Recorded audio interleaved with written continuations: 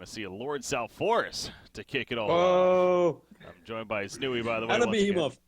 Yes. And a behemoth. Yeah, I can't say I'm too surprised here by these couple of first picks, but especially if in the case, I mean, Behemoth honestly isn't banned a whole lot initially, but yeah, Lord South Forest, there's definitely a lot of times where he is banned initially, so not here though.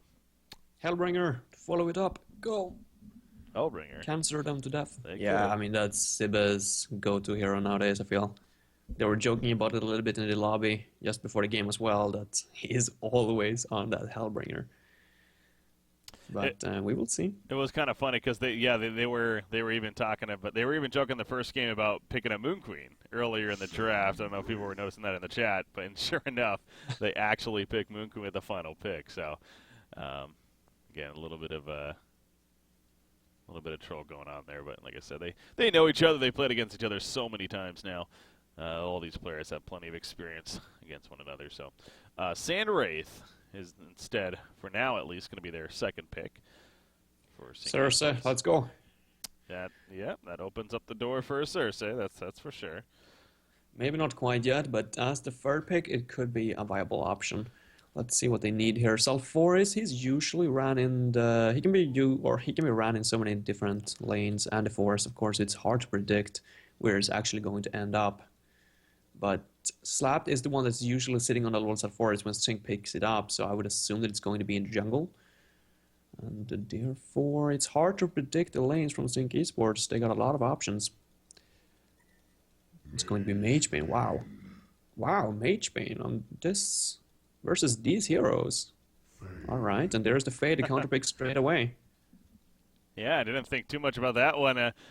You mentioned counter pick again. You think really back to old school, especially when Fade first had that rework that happened, and then that was brought up eventually. How the illusion creation of the Burning Shadows on a Magebane's great because it burns his own mana essentially. So yeah, I mean you didn't even skill your Q in the beta when you were up versus Fade as the Magebane because you wanted to take as little damage as possible when Fade opened on you with the Burning Shadows.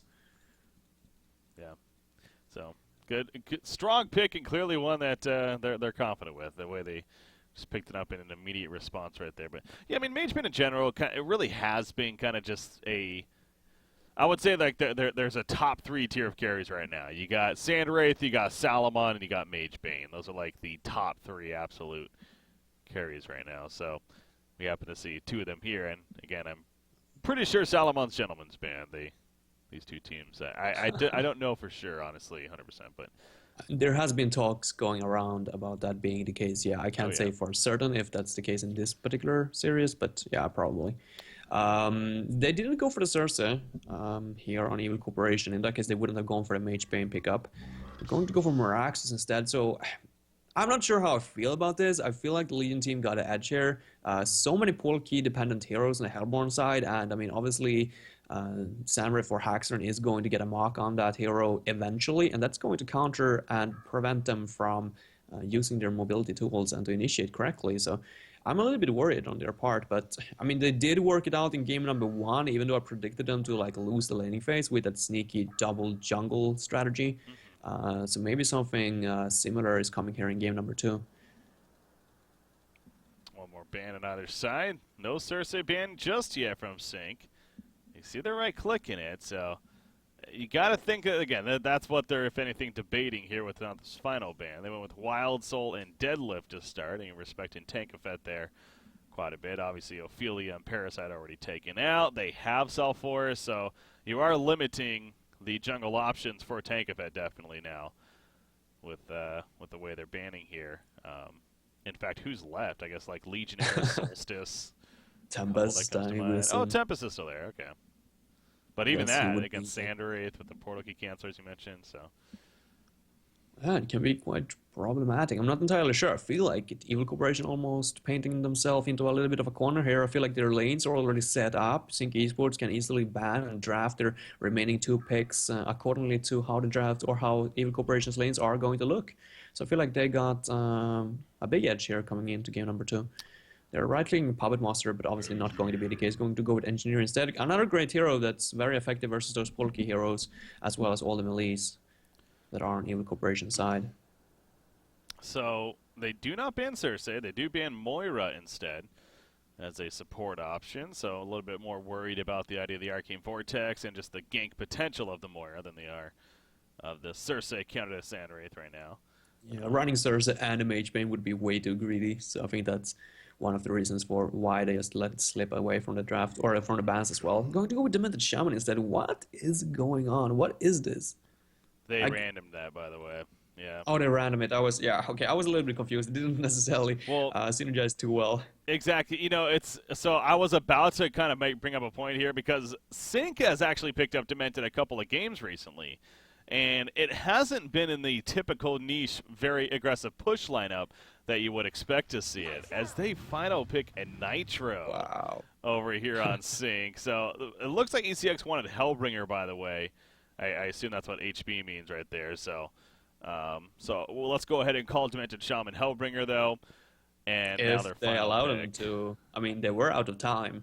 Yeah, I mean, these teams, I don't see that happening. Okay. Because, yeah, you are right, and I do stress that a lot, too, whenever we have I agree with you. The time's there for a reason. You need to make the pick. Now they random another one, seriously? Well, they called it.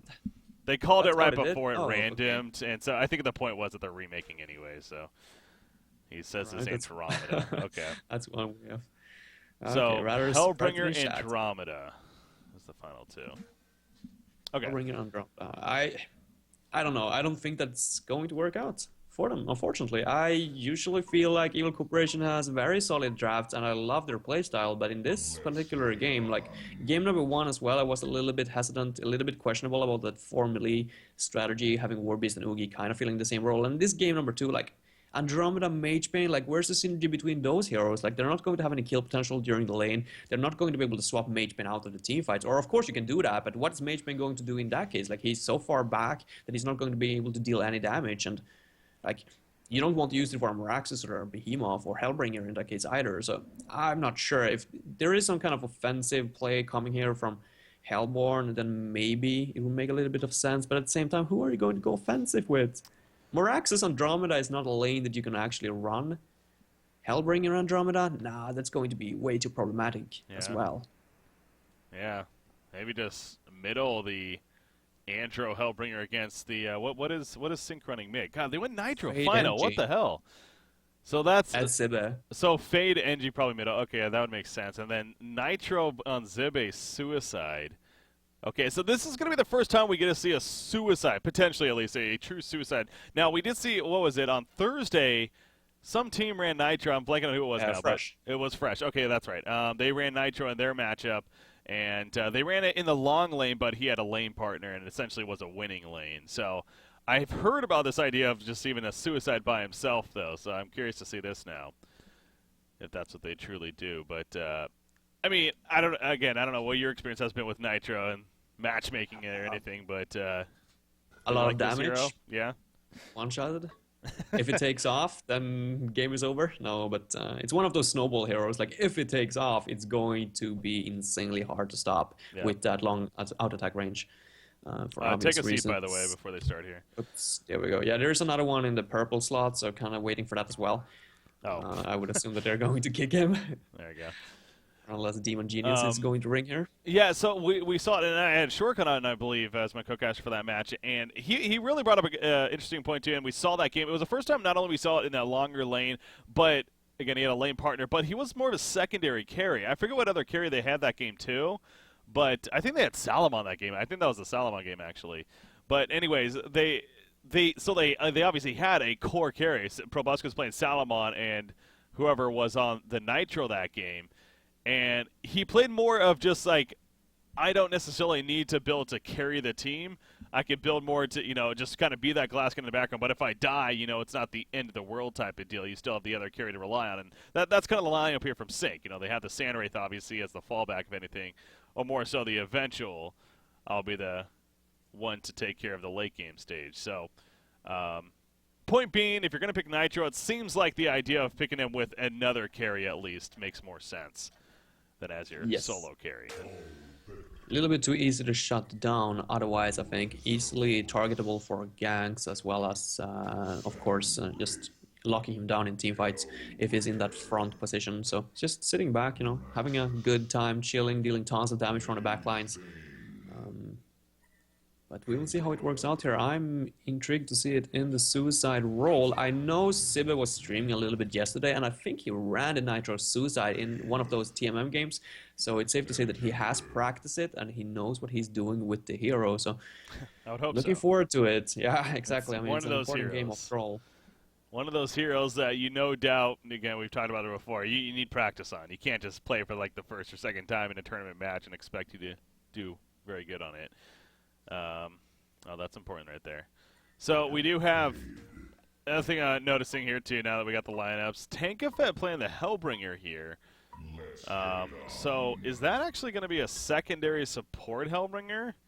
I don't know. Like, I mean, I was curious about the draft. I was like considering like some kind of offensive deal from the Hellborn lineup. Like that's the only thing that really makes sense with these kind of picks. Having Andromeda and Magebane during the lane doesn't make a lot of sense. So I was considering the fact if they wanted to run some kind of pseudo tri-lane or something, but at the same time, like, do you really have the option to do that? But yeah, I don't know. I mean, Hellbringer Merax's lane, is that really what this comes down to? That can't be the case. Like, you cannot bring that to the table in this kind of game versus Sync Esports, arguably the #1 team right now. Well, Zane may very likely be the secondary support here, because actually look at his items. He just has Tree Eaters and a Mana Potion and a Ward of Revelation now. So they may still send Matthias Suicide on Meraxis, and he's kind of down in that area right now. He doesn't have any items whatsoever. Like, what are they doing? Shield, really, yeah. They're saving a bit of gold right here to wait and see what's happening is obviously the case, but... Did he see them? I think he spotted them. I think so, yeah. Yeah. He's going to get away. I don't know what this is coming down to. Like, it doesn't seem like Evil Corporation knows for themselves. Like, they don't have any items on Matthias yet, probably waiting to get a call on where he's actually going to end up during the laning phase. So Meraxis in the long lane. Is Andromeda going to occupy him? But he needs to sit in Magebane at the top lane. Like, you can't leave Nitro versus Magebane one-on-one. But at the same time, like, having Andromeda up there, like, not necessarily the best outboxer. And versus a Nitro? Is he going to be able to deal with Sibbe? Yeah, that's going to be curious. In fact, he might have to deal with a Fate as well, apparently. No. And an Engineer. No. Sulfur is running the mid. Really? So they're laning. So what is... God, both of these games, man. These teams really trying really different things in the laning phase. So Sulfuris is going to be laning instead. Okay. This is just a heads-up play by Sync Esports. Like, they definitely knew how Evil Corporation's game or how Evil Corporation's lanes were going to look from the first free pick. So they just drafted something that goes really well against it. Now they have Mick on that secondary support as well. I love this change of heart here from Sync Esports. Yeah. Love it. What's Magebane going to do? Like, if they don't get any farm on Magebane, who's going to carry the game? Like, what's the win condition for the Hellborn team? There is none. It doesn't exist unless Magebane gets fat. While Legion team, they got the Zanriff, they got the Nitro, they got the Sulfuris. All of them can snowball. Yeah, no, it's essentially a tri-core lineup where, ECX, it's the 4-1 strat, really. So you see Fate and Engineer, they realize Magebane playing a little more passive. They are going to roam through the jungle. Maybe spot the support over here in Andromeda. They're going to flank here. Uh-oh. Yeah, I mean, Zane going in towards the mid as well, but this is going to backfire big time if they actually were to commit on the Sulfuris. They will end up dying with at least one, if not two players here if they go for this. Yeah, you can see Slap just baiting big time. He's like, yeah, I'm just kind of running in for no reason. The Burning Shadow misses, though.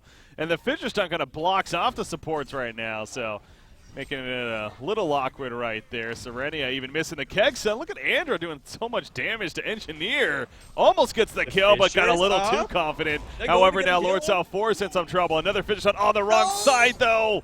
However, it might still be enough damage. It is. Good chase there from ECX. Near with a Bloodlust kill. What a chaotic middle lane here to start things off. That was a sloppy situation for both teams.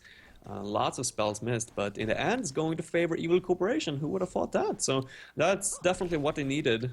Get some confidence and get their attitude up once more. So they can actually get back here and start fighting again in game number 2. Nitro now left to solo up at the top lane, and as you guys can see, or as you can see, I mean, Behemoth and Andromeda are going to rotate over. There's an invisibility on Andromeda as well, and I would assume that if he gets close to Nitro, that's going to... This might be a dead Nitro. Like, yeah. It has to be. This has to be. Double stun. They got Mage Bane level 3. There's the first. Here's a block from Behemoth. Mage Bane a couple of auto attacks. Going to hero block a little bit. Another blink from Mage Bane. Not even necessary. Near with the kill. Yeah, no, Nitro is not an escape hero. Obviously, we know this.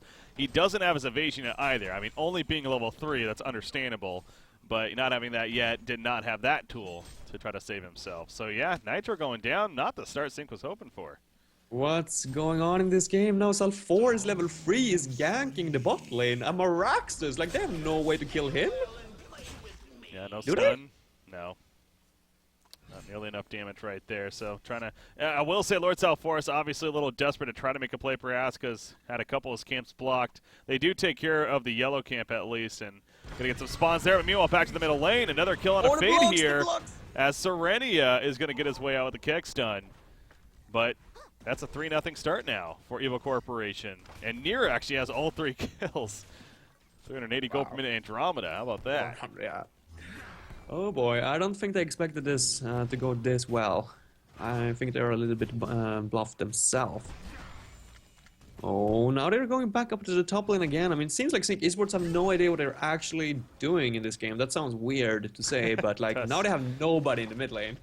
They seem a little lost. No, I'm with you. Again, the start maybe made sense as you were pointing out to get the idea of locking on the Mage Bane, but it's just kind of scattered from here. Now Mage Bane is going to be gone. Can Behemoth save him in time? He throws out the stun. The auto attack from Nitro, the Ballistic just out of range for the final hit, and the Iron Shield, no doubt, helping him survive there too, which he happened to just pick up here. So, whew, they thought they had a chance, and I thought for sure that was a kill actually on a Mage Bane, but it was not. Come up short in the end. So they ultimately rotated back to what their original idea. And although they don't get the kill, they at least box out Mage Bane now. But again, this is now them doing this a little bit behind here. I'm going to have to play the recovery game now. The Corporation having full rune control as well at this point, getting another haste rune or another rune here. Haste rune this time on Hellbringer, and he's soon to hit level 6, not too far away, so he could potentially gank the top lane. And do you, or can you believe what a kind of a disaster that would be for the Legion team if they were to drop 1 or 2 players up here at the top lane? Well, maybe blinking in aggressively. Again, Nitro, he doesn't bring much more, well, other than some good damage, but it's not going to be enough to scare them off right there. Yeah, down goes NG, and you see Andrew going back in on a fade. Kama stun hits. Burning Shadows, he can't get it off. The mana burn was too much. And Mage Bane gets a double tap. Again, you don't say this often, but Sync Esports, it is just horrible start for them. But, you know, look at on the other side of the cup half full side of the deal. I mean, ECX, they're playing it very well themselves. And how about this Andromeda, 3-0-2 to start? Power Supply and Striders. It's kind of funny to make a point of that, like, oh my god, that's a crazy. But having that at 5 minutes into the game as a roaming support, that's huge. Sibby going to go for the bottle bill as well. Almost feels a little bit greedy. I'm not sure how dependent he is on that extra mana or that extra sustain, but that's not necessarily going to provide too much damage. I feel like they're going to have a tough time picking off Mage Bane now here at the top lane.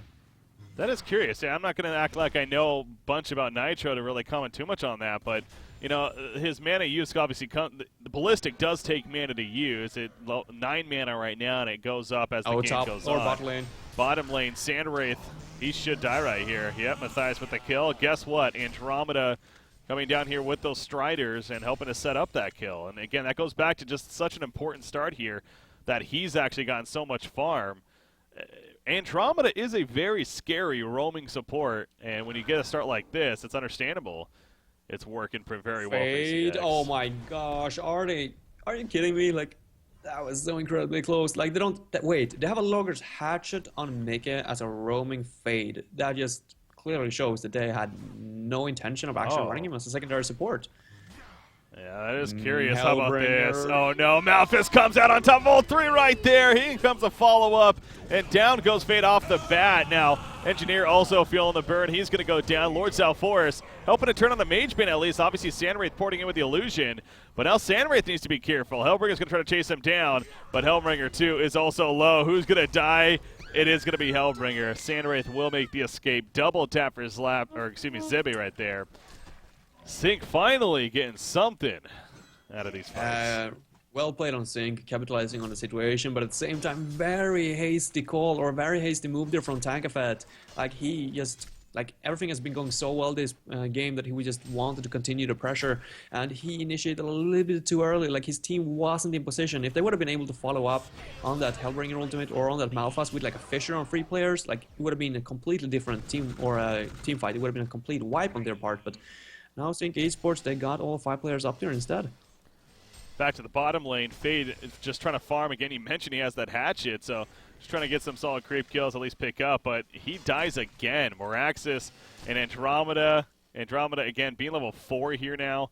The roam is being huge. He has been involved in 8 of the 9 kills now, coming into 8 minutes into this game here for ECX. You see he's going to take the bottle and fill it up the 8-minute rune here, which happens to be just a refreshment, but at least get some. Haste rune picked up top by Behemoth. So again, the rune control actually superior for ECX with that said. But yeah, Fade 0-4-0. He's a level 3 still, basically having 0 impact as a result of that this game. So definitely going to need to try to find some kind of farm for him, whether it's in the jungle or whatever, and at least get level 6 and say Striders, and so he can be of some use there. But until that point, he essentially is kind of just a walking, he just almost to an extent of a creep. That he has a stun, so a little bit better. Here comes the gang train.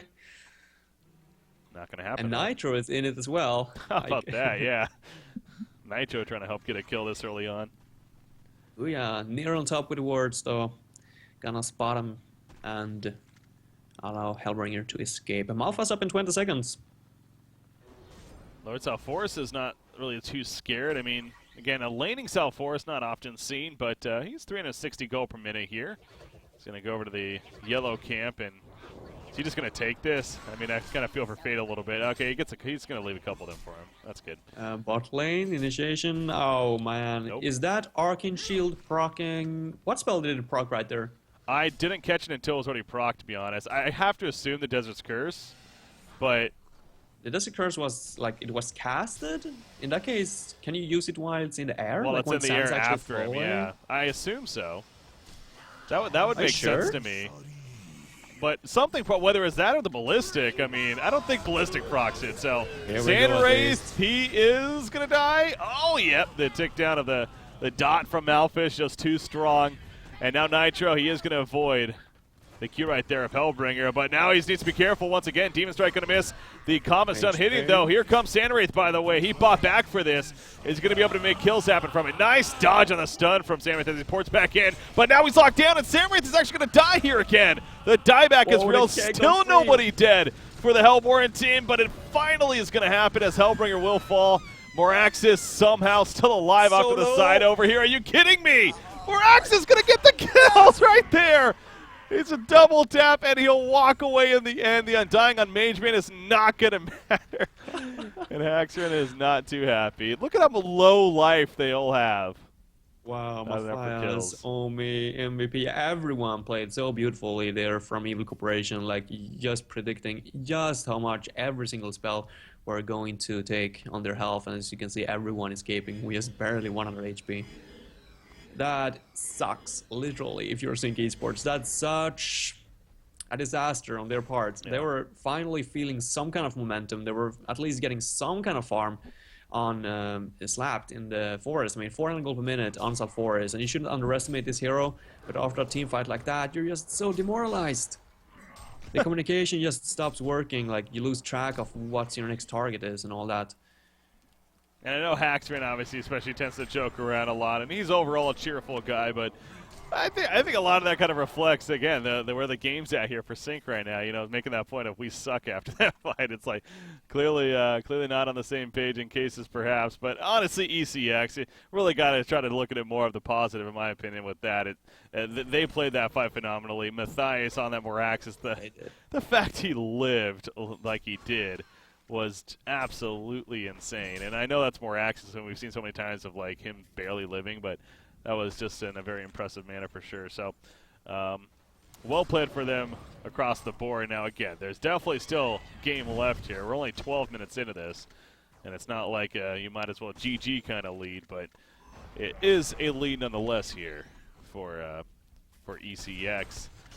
Gnome's Wisdom is going to be the choice here for Hellbringer, by the way, as far as pick. Where's Sandwraith going? Look back. And there we got Portal Key on Miraxus now as well. I don't know, Haxman is just trolling, I assume. Like, he's up here in the enemy forest. I don't know. And the shockwave used by Behemoth to farm some creeps, the easy camp. Oh, wow. Right there. Interesting. I'm not entirely sure if that was a result of Legion team trolling and he was just feeling the pressure to do it himself. Group pressure for the win? No, I don't know. I don't know what Sandwraith is doing, man. I think Haxerin is...